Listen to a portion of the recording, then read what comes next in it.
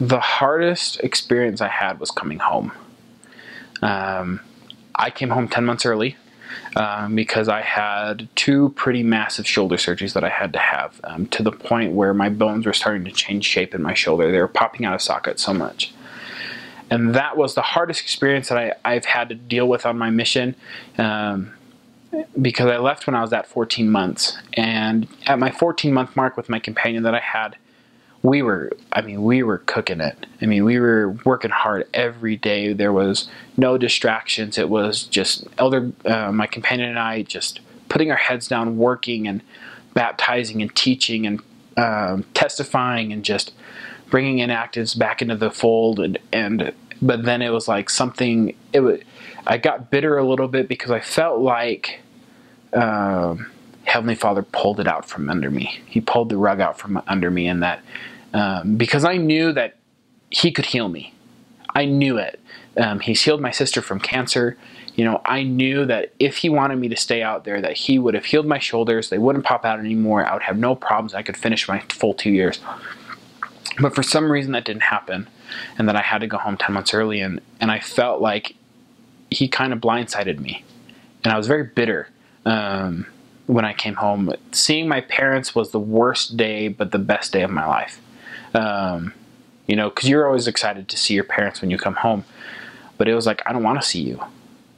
I've only been gone for 14 months. I don't want to be here. I don't want to be with you. I want to be back with my investigators. I want to be teaching. I remember telling President Kilpack on my car ride to the airport, say, take me back. Like, I don't care if my shoulders pop out. I don't care if whatever happens to me happens. Like, just take me back. I want to be with the people that I'm teaching. I want to be with the people that I love. So that was the hardest experience that I've ever had to go through on my mission, was the aspect of going home early. I learned that being bitter towards God is not a good idea. I had correction, because right when I came home, I started working in the temple, in the Chicago, Illinois temple as a veil worker. And I remember sitting in the celestial room and questioning, why did you do this to me? Why did you make me come home when I didn't want to, you know?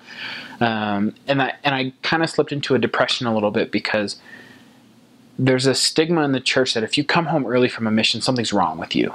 And you know, I lost some friends over it because I came home early. And I remember sitting in the celestial room and vividly hearing a voice that said, you did everything I needed you to do, and you're done. And then I had the thought, but did I serve you how you wanted me to serve? Did I do what you needed me to do? And He said, you're good. You did what I wanted you to do in the time that I allotted you to do that.